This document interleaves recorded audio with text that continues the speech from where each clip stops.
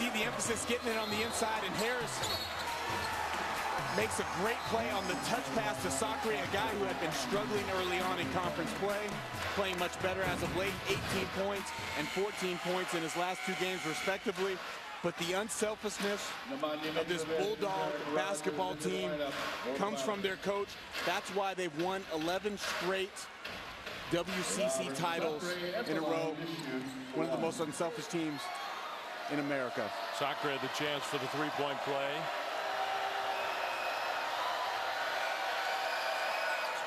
And he makes the free throw. So Sacre and the Bulldogs have dominated in the paint. Obviously the biggest difference in the game, and it hasn't just been Sacre and Harris. It's been Bell and Pangos getting into the paint, scoring layups or touch shots around there, because they've only made 1 3-point shot in this ball game.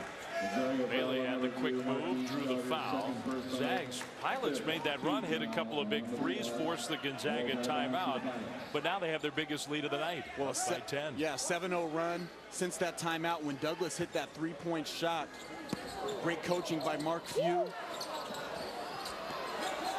Meanwhile, another struggle for Portland to get the ball inbounds. Well, for the Pilots now, they need some couple quick hitters, and then it's going to be up to getting stops on the defensive end. Can't waste a whole lot of time down 10 with now 3:15 to go in this game, trying to snap a 17-game losing streak to Gonzaga. Mitrovic. Here's Rogers, and another whistle, another Gonzaga foul. Gonzaga foul on number 20, Elias Harris' third personal, 6th. Still no free throws for the Pilots. That's the 6th team foul against the Zags. So the next one will be a 1-and-1 situation for Portland. Nicholas has to throw it into Bailey, who for some reason tried to save it from going into the backcourt. He could have just let it bounce in the backcourt and then picked it up and then went on and played in their half-court possession. Just a careless mistake, but they've really had trouble getting that ball in bounds on those little post-ups at the foul line. Great job by Gonzaga defenders. Gonzaga's size, I think, has really bothered Portland on those kind of plays. Marquise Carter, he's had a nice game quietly for Gonzaga. Gary Bell, great look. Sacre fouled hard. Sacre will go back to the free throw line. Saturday, ESPN with college basketball starting at noon Eastern. St. John's and Duke interconference rivalry there. Then the 5th-ranked Kansas Jayhawks at Iowa State at 2 Eastern. All coming up, part of the Saturday showcase presented by 5 Hour Energy on ESPN, ESPN3, and also live at watchespn.com. Kansas Duke, a couple of top 10 teams. Teams that have played well over the course of the year. Give me your thoughts on this top 10 right now, Miles. Well, Missouri suffered a tough loss last night. They get upset at Oklahoma State. LeBron Nash, the freshman McDonald's All-American, played out of his mind last night. I really love Kentucky. I still think there's really a top 4 teams in the country. And I think in no particular order, Kentucky, Ohio State, Syracuse, and North Carolina are the 4 best teams in the country, in my opinion, playing at the highest level.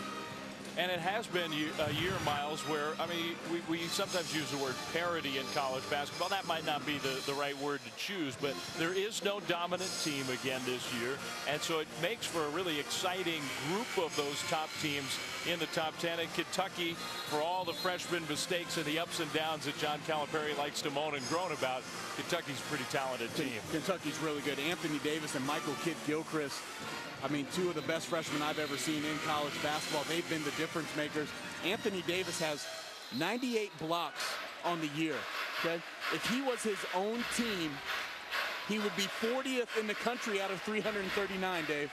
So the Anthony Davis is one of the better shot blocking teams in college basketball. Pretty impressive freshman. Well, we're done college basketball live. They're going to talk about that top 10, everything that's gone on across college hoops. On this Thursday night all week. Big game in the WCC down in Los Angeles earlier tonight. St. Mary's stays undefeated in conference play. 20th ranked team in the country. The Gales beat Loyola Marymount.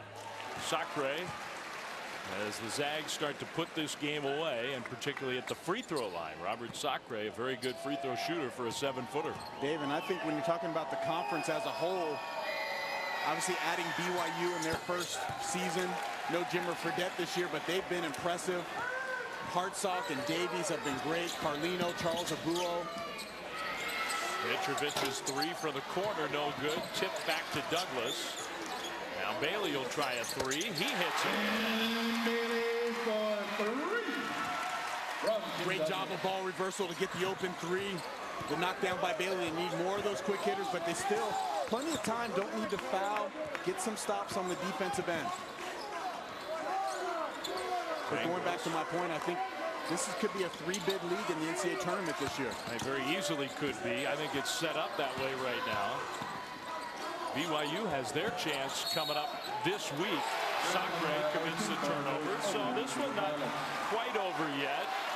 Portland hanging in there, but BYU on Saturday hosts St. Mary's. Then a week from tonight, they host these Gonzaga Bulldogs. So there's the shot for the Cougars to be a real part of the race. And you know, the Marriott Center is one of the toughest places to play in all of college basketball. Both those games are going to be sellouts, 22,000 plus. It's a new era in WCC basketball with the Cougars a part of things. Pilots cannot waste time. They got to go. Douglas went behind the back against big Robert Sacre. What a move. For the 5'10" Douglas to be able to finish that play, he adjusted that ball in the air and scooped it under the shot blocker. Pressure defense here. Pangos goes by the pressure and then has it poked away. Well, the basket here really makes it interesting. Douglas loses it. Now Bell almost fumbled it away himself. A minute 12 to go. Pilots not fouling here. Gary Bell over to Elias Harris. Might be smart to foul Harris, but they don't. I think they can go this possession without fouling, especially now the shot clock is winding down to 15 seconds. You don't want to give them a cheap one and send them to the line. You got to get a stop. The Pilots do. Bell, penetration. Bell scores it. Great composure by Bell. Never got panicked. That young backcourt of Pangos and Bell taking over. They don't feel any pressure in these big games, pressure moments. Well, we've spent a lot of time talking about Kevin Pangos. Gary Bell's matched his career high. He's got 16 points, so another big night for the freshman himself. Saturday on ESPNU, really good matchup in the Big East. West Virginia, Kevin Jones, he's a player of the year candidate. What a year he's having. You and I saw him up close against Baylor, and number 4 Syracuse. Saturday showcase presented by 5 Hour Energy on ESPNU. That game 1 Eastern on Saturday. And that game we were talking about on Saturday from the Marriott Center on the campus of BYU. The Gales, their undefeated conference record on the line against the Cougars.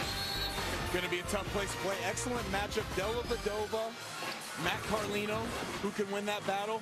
But then also at the 2-guard spot, Charles Abua and Stephen Holt. Stephen Holt is a young man from the Portland area. Really emerging this year as probably an all-conference selection. College basketball live when we're done. Douglas hits the ground hard. And he's in some pain. Hit his head on the ground there.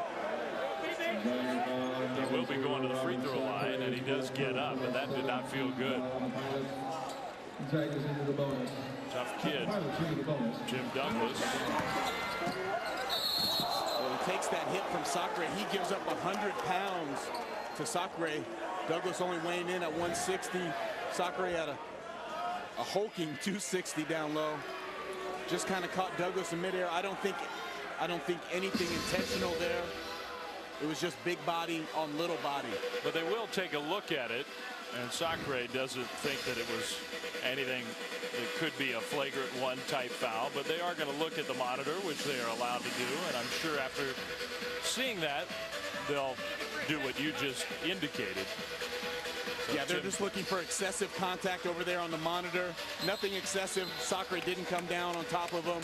Just straight body-to-body contact there. We're talking about that BYU team that will host St. Mary's on Saturday on ESPNU. Miles, BYU went on the road this week. A quiet week for them in conference play. They go across the country to Virginia Tech, a decent ACC team, and they beat Virginia Tech on the road. Yeah, what a great non-conference win in the middle of the season. And that actually bumped BYU's RPI, they're at number 44 now, so you have 3 teams in the WCC in the top 50 RPI right now.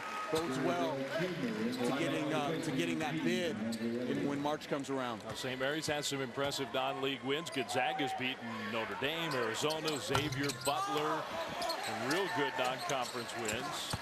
Missed free throw. Now Pangos gets fouled. Loyola Marymount has beaten St. Louis. They've beaten UCLA.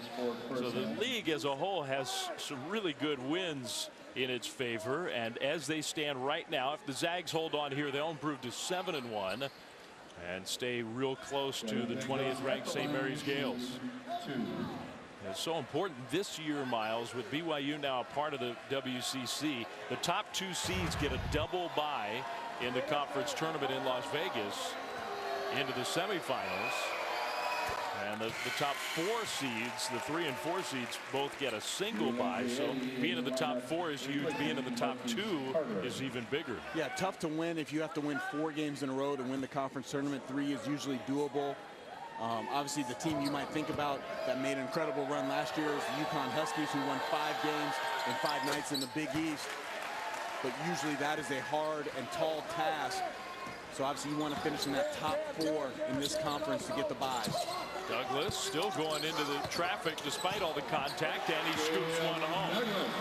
Now the Pilots are playing hard right to the end here, down by 8, 33 seconds to go, and a quick foul on Gary Bell. He'll go to the free throw line. Portland foul on number 33, Nemanja Mitrovic. College basketball live when we're done here in Portland, with Gonzaga trying to improve to 17-3. Eric Reveno's team, if they lose this game, they'll be 5-16. But I think they have a lot to be proud of from their effort tonight. I think a great sign. When talking to Coach Reveno at practice yesterday, he's still very happy with this group, the growth that they've made throughout the season, even though they suffered a lot of losses. He said the guys have a willingness and a desire to get better on a daily basis, and I saw that with the energy and effort that they had in practice today and in shoot-around, and obviously they carried that over to this game. And he really blames himself for the difficult schedule. It sort of just fell that way with the games that they had to return this year. Douglas scores again. They're having to play at Kentucky. They played at St. Louis, at Washington, at Nevada. Some really good teams at UC Santa Barbara. Their star Orlando Johnson. For a young rebuilding Portland team, that schedule is just too difficult. And it is, but he's very happy. This is his best recruiting class that he's ever had. And let's remember, this is a program that has won 60 games over the last 3 years, the most in that 3-year span in Portland basketball history.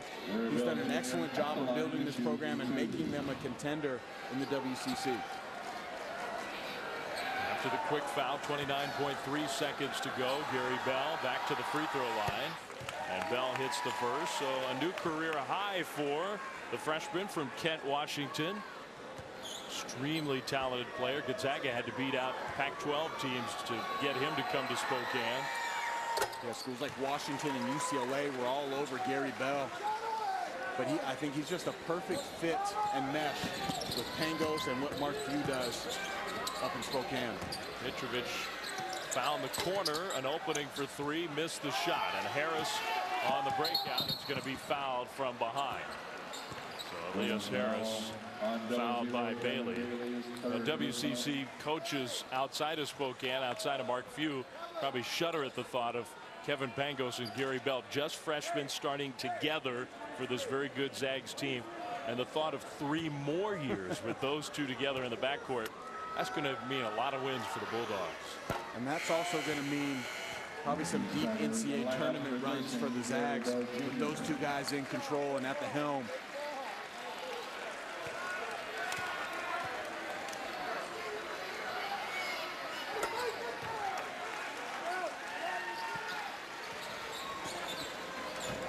So 12-point lead for Gonzaga. Douglas 3 no good. Bailey's follow also no good. Eddie grabs a rebound, and now the Pilots will back away, and it'll be 18 consecutive wins for the Zags against the Pilots. Well, they came out much more energized in the second half. Their defensive effort picked up. They got the ball inside and dominated. Good win for the Zags.